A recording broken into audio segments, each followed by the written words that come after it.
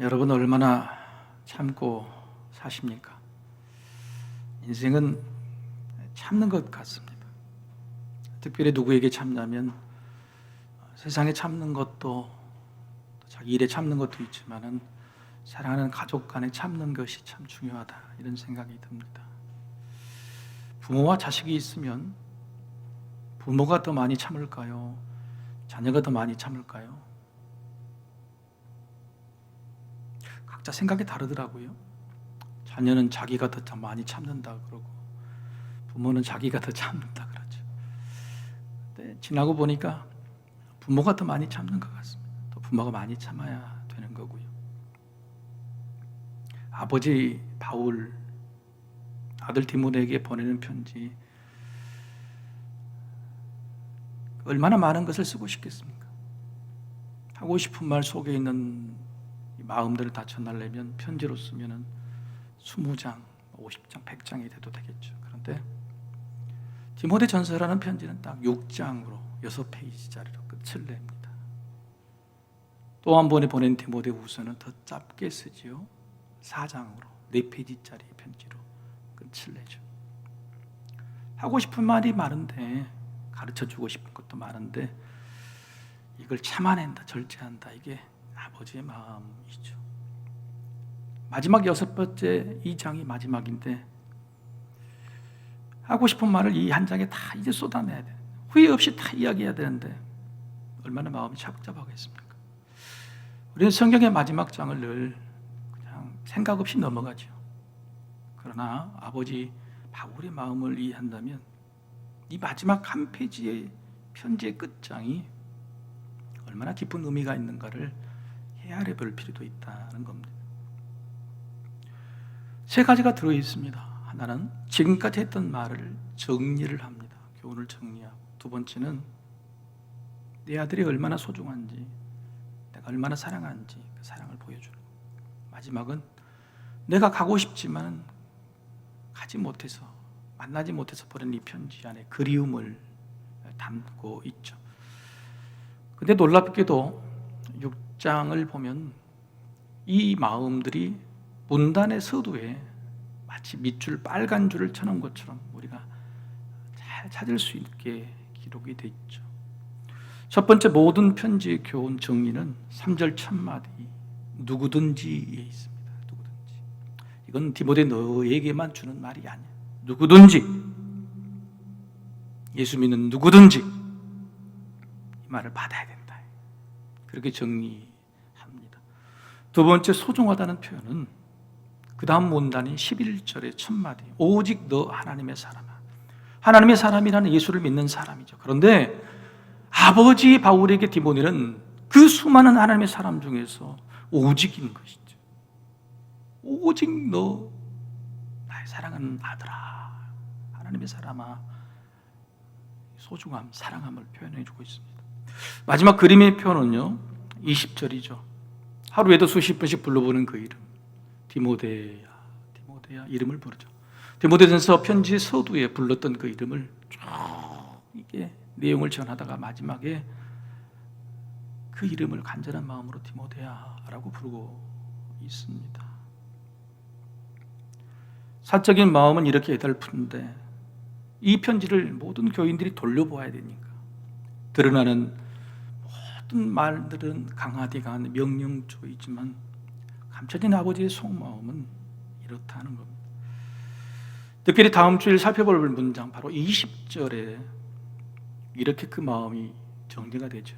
내 아들 부탁한다. 내게 부탁한 것을 지키라. 강제적인 명령이 아니라 부탁이다. 그런데 그 부탁한 것을 지키라죠. 여기서 지키라는 이 말이 참 중요합니다. 왜냐하면 성경에서 이 지키라는 원어 파라테케라는 말은 딱 이 디모데 전서와 디모데 후서 여기에만 3번 딱 등장해요. 지키라는 한글 말은 많이 있습니다. 그러나 원어로 사용되는 테라케타라는 말은 여기에 딱 3번 사용하는 거예요. 지키라, 이게 무슨 뜻일까요? 누가복음 15장에 돌아온 탕자 비유를 아시죠? 둘째 아들이 아버지 유산을 달라고 받아가서 다 탕진하고 돌아옵니다. 그럴 때 아버지 유산을 주는 아버지의 마음이죠. 그 아들에게 이 유산을 나눠주면서 여러분 지키라 이 말을 어떤 의미로 했겠습니까? 성경의 이 디모데 전서에 나오는 지키라는 말은 여러분 한번 따라해 보실까요? 믿고 맡긴다. 믿고 맡긴다는 신탁의 의미가 있습니다. 원어가 믿고 맡긴다는. 그런데 아버지 바울이 디모데에게 했던 이 말이 정말 믿고 맡긴다. 디모데야, 너에게 부탁한 것을 네가 잘 지킬 것, 잘 행할 것을 믿고 맡긴다는 뜻이었겠어요? 그게 아니라는 겁니다. 아버지가 둘째 아들 탕자가 분명히 이 유산을 탕진하고 돌아올 것을 알면서 그 유산을 맡기고 신탁할 때 쓰는 말이 믿고 맡긴다잉? 이거 다 쓰고 이거 큰일 나? 이런 마음으로 맡겼겠냐고요. 그게 아니죠. 이 말은 무슨 뜻이냐면 배우라는 겁니다. 배우라. 내가 돈 없는 셈 치고 네가 이 돈을 통해서 네 인생을 좀 배웠으면 좋겠다. 아버지 마음을 좀 배웠으면 좋겠다는 거죠. 그래서 사도 바울이 마지막에 쓰는 이 지키라는 말, 파라테케라는 말은 믿고 맡긴다는 의미지만 실제적으로는 배우라는 뜻입니다. 여러분 인생은요 잘하는 것이 아닙니다. 인생을 잘하면 살기는 어려워요. 뭐가 못하는 것입니까? 인생은 그저 배우는 것이고 알아가는 것이죠. 하나님도 그래서 사람이 인생을 잘 살아라, 훌륭하게 살아라 말씀하지 않으셨어요. 배우라. 나를 좀 알았으면 좋겠다. 예수님도 말씀하셨습니다. 배우라. 나에게서 배우라.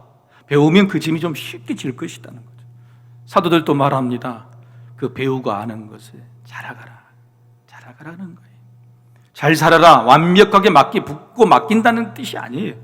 우리 인생, 우리 생명을 이 땅에 주시면서 내가 믿고 맡길게. 잘해야 돼. 그런 하나님이 아니시라는 거예요. 여러분 부모가 된 우리도 오직 남은 소망이 있다면 뭐겠습니까? 자식이 배우는 거죠. 자식이 배우는 거. 인생을 배우고 사람을 배우고 세상을 배우고 또 가장 간절한 것은 뭐냐면 하나님을 좀 배웠으면 좋겠다. 하나님을 알아갔으면 좋겠다 하는 마음일 겁니다. 하나님께서 성경에서 인생은 잘하는 것, 잘 사는 것이 아니고 배워가는 것이라고 보여준 대표적인 이야기가 바로 출애굽 광야 이야기죠. 400년의 노예생, 이집트에서의 생활을 일부러 모세를 통해 끌어내시고 40년 동안 광야 생활을 통해 배우게 하신 거죠. 알게 하신 거죠. 여러분 우리 인생길과 똑같아요. 천국을 가는 철로 역정, 바로 이 애굽에서 탈출한 출애굽의 광야길과 같다는 겁니다. 그런데 하나님은요, 이 출애굽 과정에서 이스라엘 백성들에게 무엇을 배우고 무엇을 알라고 그랬을까요? 딱 한 가지입니다. 하나님이 누구신지. 그래서 자주 말씀하시는 것은 나는 내 하나님. 나는 내 하나님. 내가 내 하나님인 것을 알아라. 하나님을 알라. 하나님을 배우라는 말, 그 말씀밖에 없었어요. 그런데 그 광야, 배워야 되는 그 길 가운데 이스라엘 백성들은 한 번도 하나님을 배운 적이 없습니다. 하나님을 알 적이 없어요. 왜냐하면 그들은 하나님께서 아무리 알려고 배우라고 하셔도 눈을 감아버리고 귀를 닫아버렸기 때문에 그렇죠. 배우지를 못했어요. 답답한 인생. 예수님도 얼마나 답답하셨으면 이 땅에 내려오셔서 하신 말씀이 귀 있는 자는 들을지어다. 제발 눈을 열어서 보고 귀를 열어서 좀 들으라고 말하는. 그런데 눈을 닫아버리고 귀를 닫아버려. 하나님에 대해서 아무리 배울 수 있는 기회를, 환경을 만들어 주시고 말씀을 주셔도 배우지를 못하는 거예요. 이스라엘 백성들은 그렇게 보냈습니다. 그런데 배운 것이 있다면 뭘 배웠을까? 그것은 자기 자신에 대해서 배우게 됐죠. 사람이라는 존재가 어떤 존재인지를 철저하게 배우게 된 시간이었습니다. 배우게 된 과정도 썩 순조롭지 순리적이지만 않았습니다. 그들이 배우게 된 방법은 뭐냐면요, 하나님이 네 자신을 알아라, 네 자신을 알렸다 해서 배우게 된 게 아니에요. 밖으로부터가 아니라 안에서, 자기 안에서 터져나오는 자연스러운 눈물, 불평, 고함. 내 안에 이런 것들이 숨어 있었네, 내 안에 이런 것들이 있었네 라고 그것이 튀쳐나올 때에 그것을 통해서 자신의 모습들, 인간이라는 존재, 사람이 정체성을 배우게 되었다는 겁니다. 그 중에 대표적인 것이 불평이죠. 이스라엘 백성들이 자기 안에 감춰져 있던 불평이 나옴으로 인해서 자기 존재를 알게 됩니다.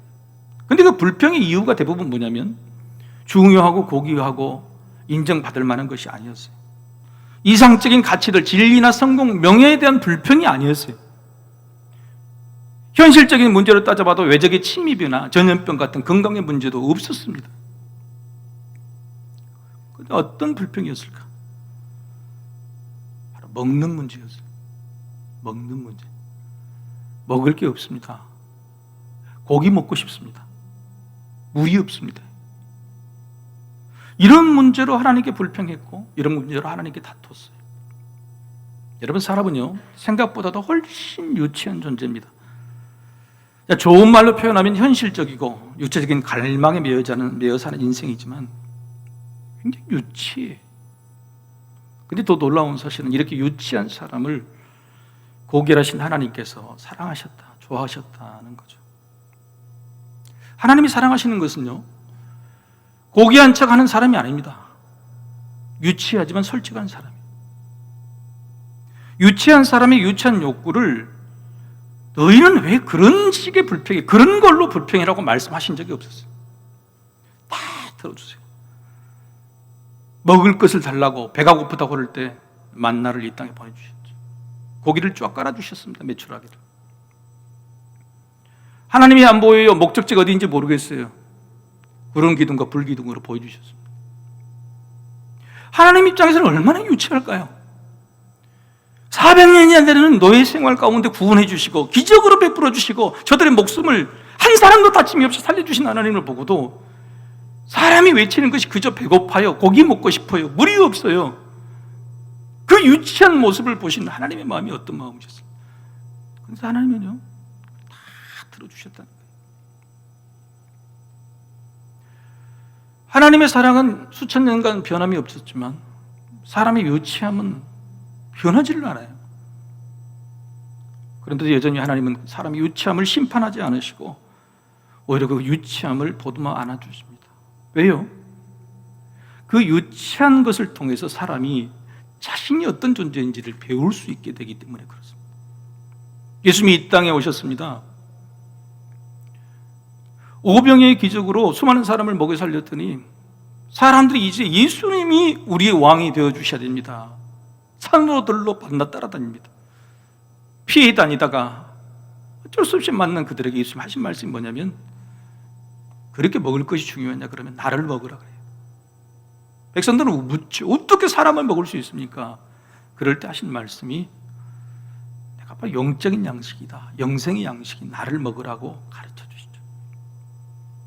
유치하면서도 유치한 줄 모르는, 아니 유치하지 않은 척 살아가는 사람들에게 내가 참 유치하구나 여길 때를 놓치지 않고 배움으로 바꾸어 주시는 분이 하나님이시고 예수님이죠.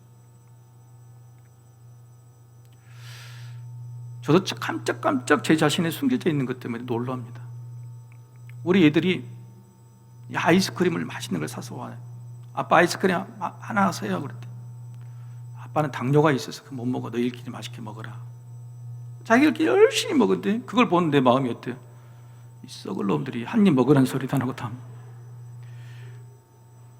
내가 깜짝 놀라. 내 안에 이렇게 유치한 게 있나? 분명히 나는 못 먹는다. 너희들끼리 먹으라고 했는데 내가 이렇게 유치하나? 너무 놀랐어요. 자식들이 서울에 있으면서 전화를 안 해요. 전화할 때마다 야 미안하다고. 아니야 무소식 희소식 안 해도 돼. 그런데 속으로는 어때요? 썩을 놈들이 하지 말라는 게 진짜 안 한다. 네 안에 있는 유치함이 있는 거예요. 여러분 안 그런 척 그렇게 계시지 마세요. 옆에 집이 있는 누군가가 잘 되면 축하해주고 박수 쳐주죠. 그런데 괜히 배가 아파.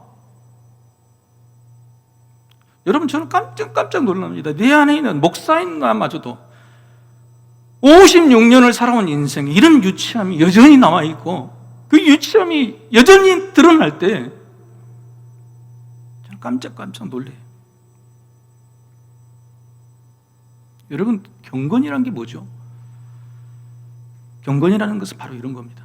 내 안에서 밖으로 튀어나오는 유치함이 절제되는 거예요. 내 안에 숨어있는 그 유치함이 튀어나와서 내가 깜짝 놀래고 이러면 안 되지, 내가 왜 이 정도 유치한 사람인가를 깨닫고 그걸 절제하는 것, 그게 바로 다름 아닌 경건이죠. 탕자 이야기를 했으니 큰아들 이야기도 해야 되겠죠. 유산을 탕진하고는 작은아들이 돌아오고 잔치를 벌립니다. 일하다가 늦게 들어와서 이 모습을 본 큰아들이 배가 아프죠. 그래서 아버지에게 이야기합니다. 아버지, 평생을 아버지를 위해 충성하고 열심히 일했건만 저에게는 송아지 한 마리 안 잡아주셨잖아요. 쉽게 닭 한 마리 안 줬다는 거예요. 그때 아버지가 뭐라고 했죠? 아버지의 이 한마디에 큰아들은 할 말을 잃어버립니다. 내 것이다, 네 것이다. 내 것이다, 네 것이다. 큰아들은 열심히 살면서 늘 부족하고 나는 없다고 생각했어요. 유산을 받아가는 작은아들이 훨씬 있는 사람이라고 생각했어요. 그래서 유치합니다. 얼마나 유치합니까? 아버지, 나한테는 송아지 한 마리도 안 잡아주더니 동생이 오니까, 저 썩을 놈이 오니까 잔치를 벌려줬다고. 얼마나 유치해요. 근데 그 유치함이 드러날 때 아버지가 한 말이 내 것이다, 네 것이다라고 채워줘 버린 겁니다. 채워줘 버린 거예요.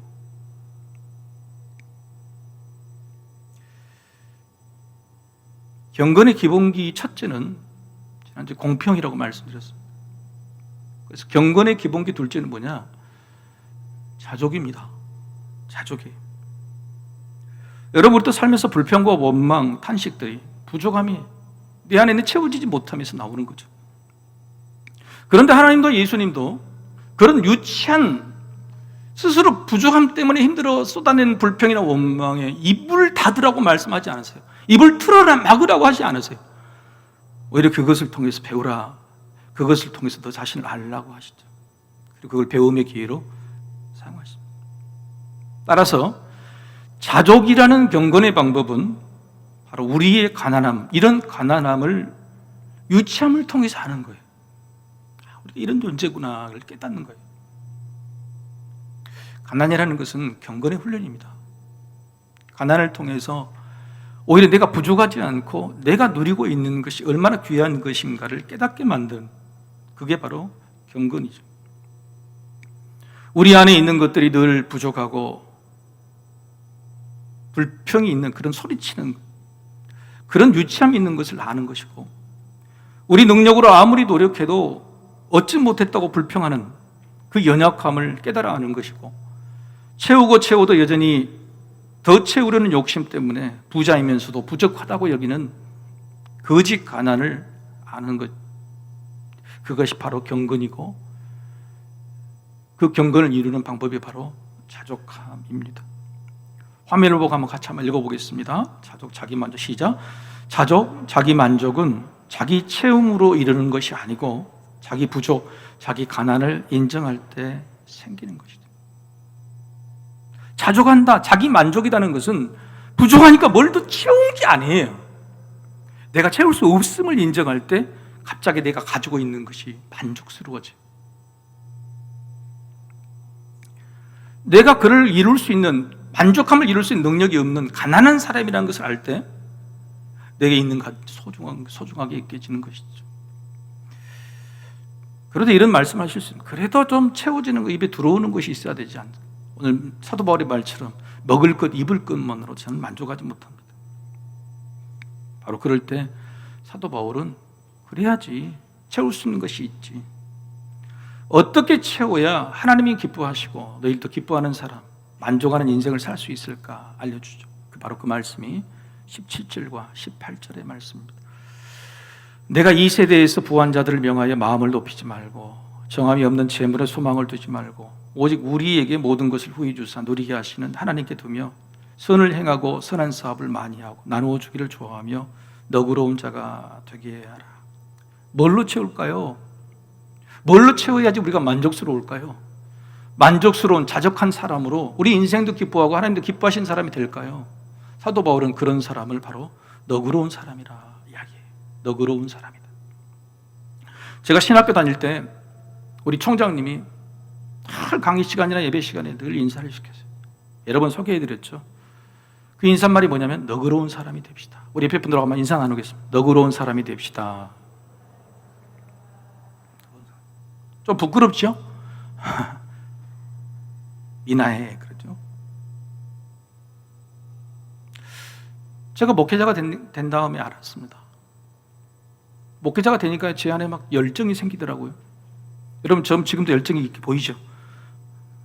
다 식어버렸습니까? 이제 안 보입니까? 막 뭔가 막 해야 된다는 열정이 생기고 또 한편은 욕심이 생기더라고요.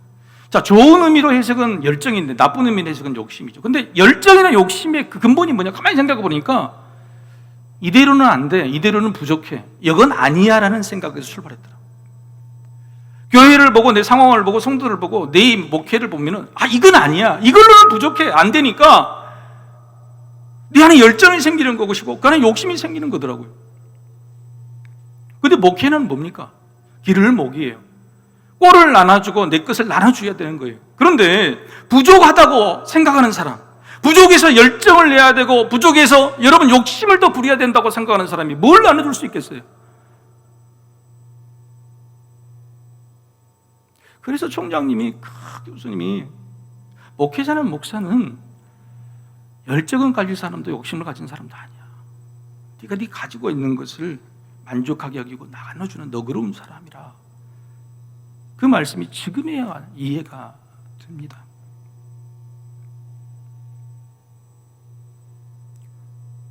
사도 바울은 오늘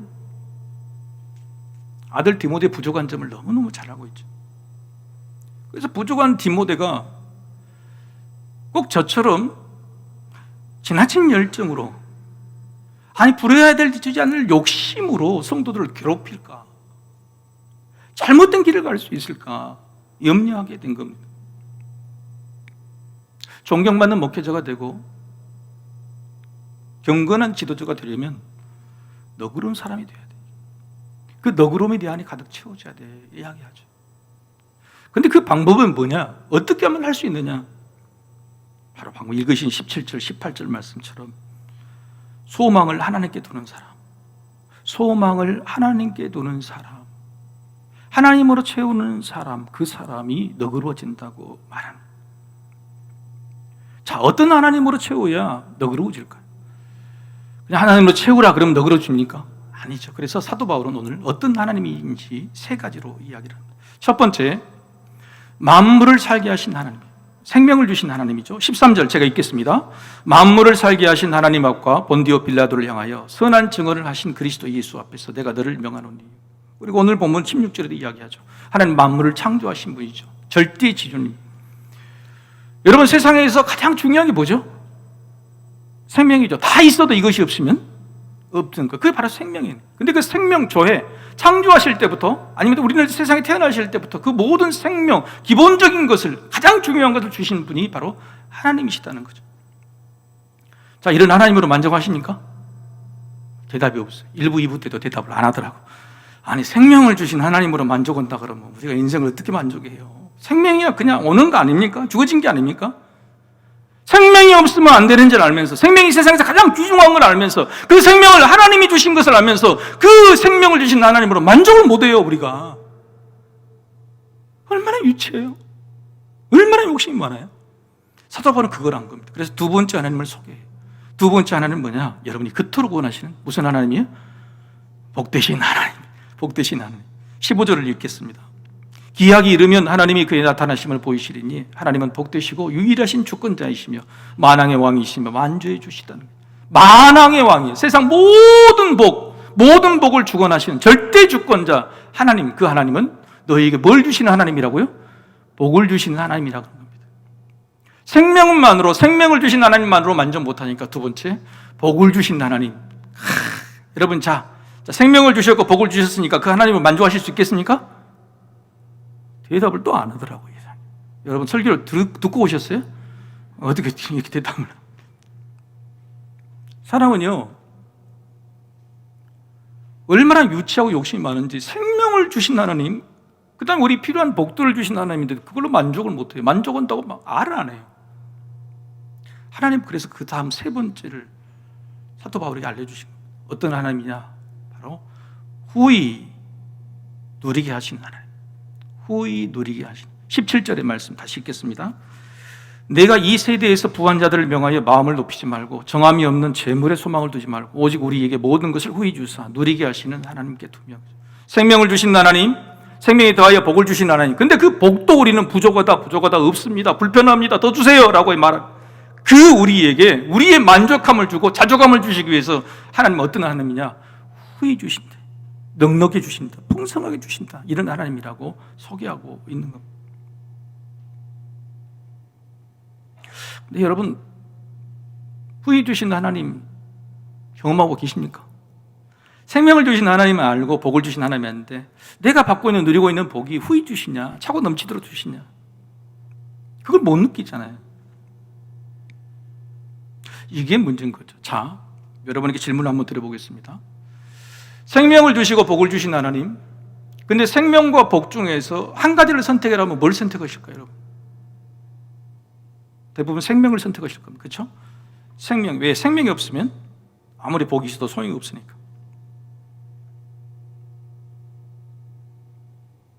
그런데 이 사람은 생명 말고도 복이 더 필요하다는 거예요. 거꾸로 말하면 나에게 복이 아무리 많아도 생명이 없으면 그만인데, 우리에게는 우리 생각은 뭐냐면 생명만으로도 만족하지 않는 거예요. 중요한 것은 복보다 생명인데 이 생명만으로 만족하지 않는 이유가 뭐냐? 생명이 유한한 겁니다. 시간이 되면 생명이 병이 들고, 시간이 되면 그 생명이 목숨이 다하고 죽음을 이뤄야 되는 거예요. 그것 때문에 세상에 있는 단 하나, 생명이 가장 중요하다고 생각했지만 그 생명을 나는 후히 풍성하게 자족하게 받지 않았다고 생각하는 거예요. 실질적으로 내가 100살 먹은 교인이 물었습니다. 100살 드셨으니 장수하셨으면, 그랬더니 아니, 한 10년만 더 살았으면 좋겠어. 여러분, 사람이라는 거 이런 거예요. 100살을 살아도 생명이라는 것을 생명이라도 풍성하게 누리고 싶은데 그 생명이 나에게는 풍성하게 후히 주시지 않았기 때문에 그것 때문에 늘 불안하고 두렵고 자족함을 모르고 있는 거예요. 하나님은, 생명도 주시고 복을 주신 하나님은, 그래? 네가 제일 중요하다고 하는 생명을 내가 후히 줄게, 부족함이 없게 줄게, 자족하게 줄게, 바로 그런 마음으로 이 땅에 바로 예수 그리스도를 보내주신 거죠. 자, 여러분 19절 한번 같이 한번 읽어보겠습니다. 19절 말씀 시작. 이것이 장래에 자기를 위하여 좋은 터를 쌓아 참된 생명을 취하는 것이, 여기서 참된 생명은 뭐냐면 영생을 말합니다. 우리에게 주어진 90이나 100이라는 생명이 유한하기 때문에, 그걸로 만족할 수 없기 때문에 하나님께서 후히 주시는 하나님이라는 것을 증명하기 위해서 이 땅에 오셔서 바로 이 참된 생명, 영생을 우리에게 주셨다는 거예요. 생명을 우리가 받았고 복을 받았다면, 근데 그 중에서 가장 중요한 것이 생명이라면 그 생명을 후히 주셨냐? 후히 주시지 않았다고 외치고 불평하고 유치하게 떠드는 우리에게 하나님은 예수 그리스도를 통해서 그 생명을 가장 후한 생명으로, 참된 생명으로, 영원한 생명으로 바꿔주셨다, 이겁니다. 자, 여러분 19절 말씀을 다시 한번 살펴볼게요.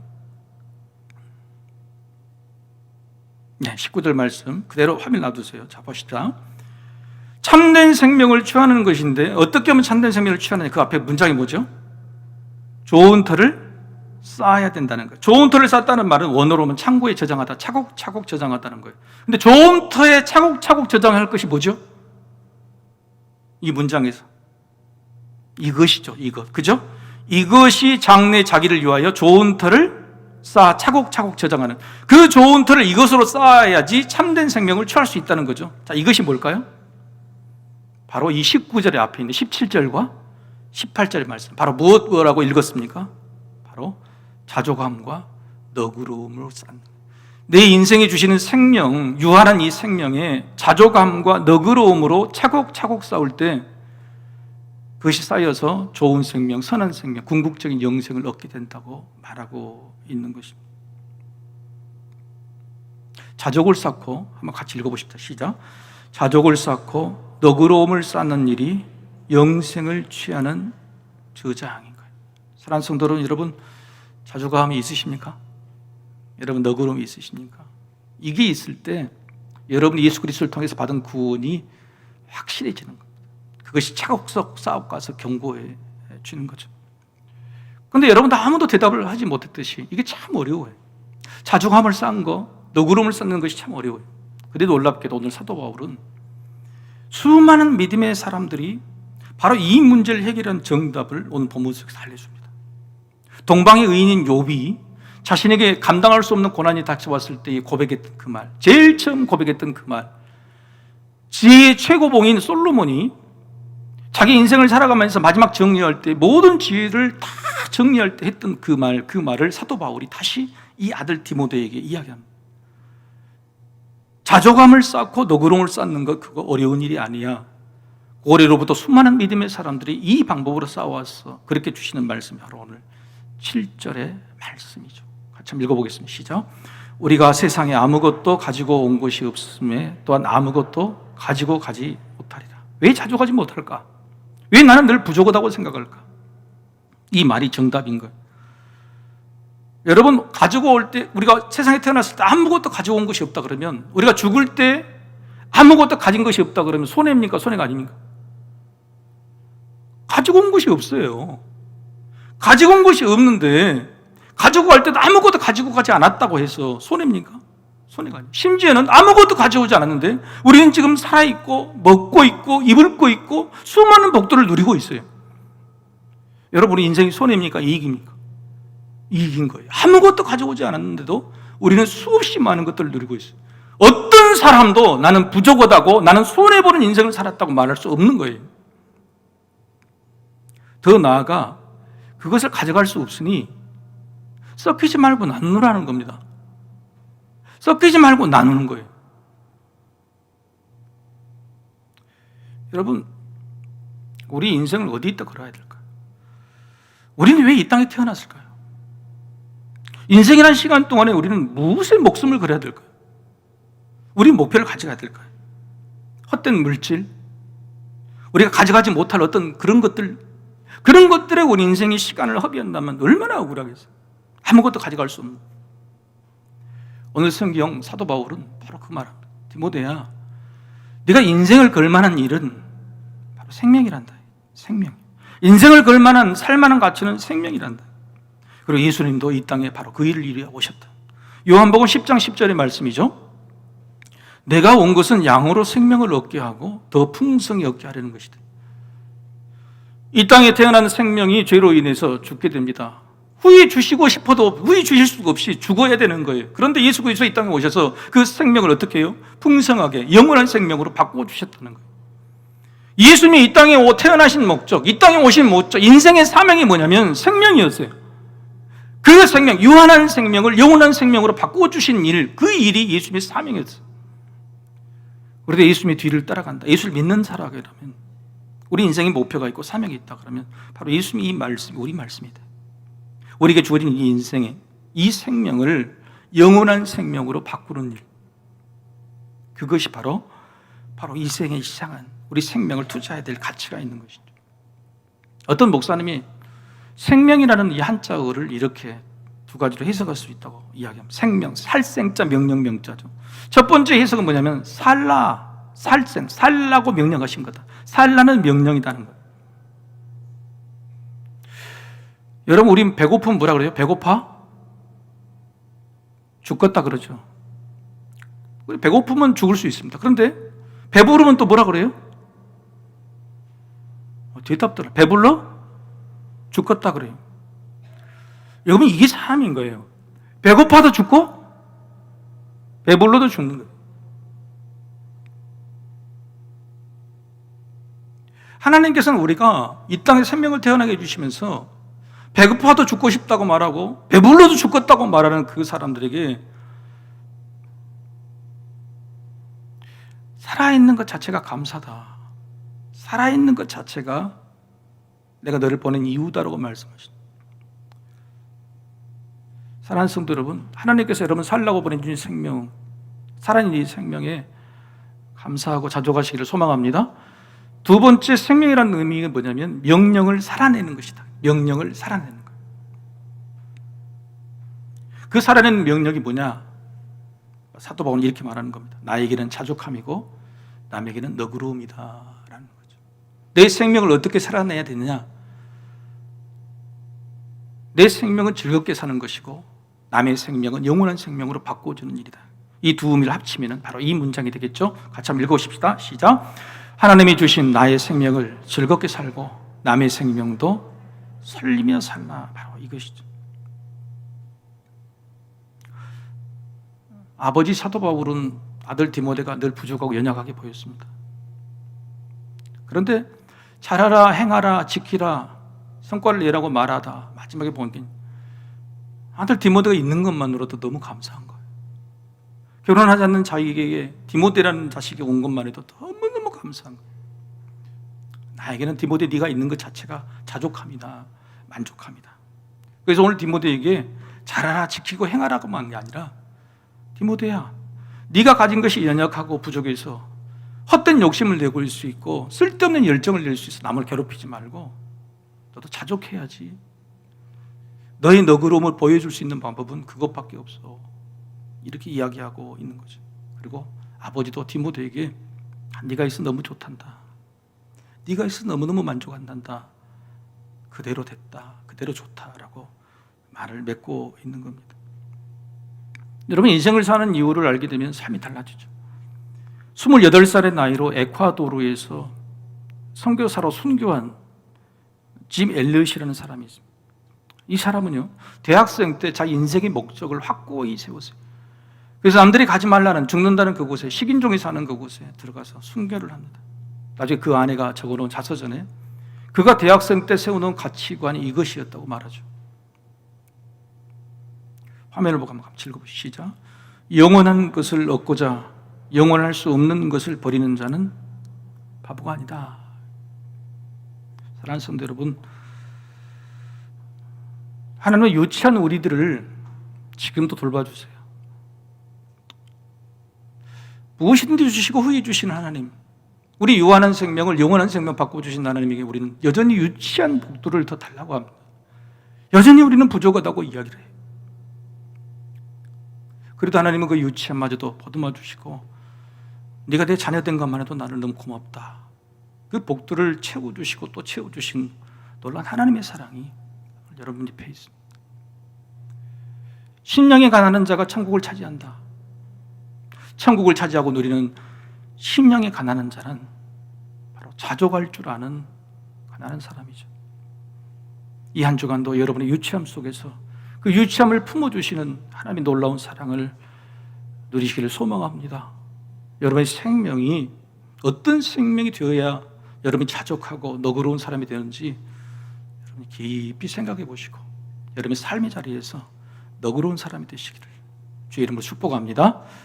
우리 다 같이 일어나셔서 하나님을 찬양하겠습니다.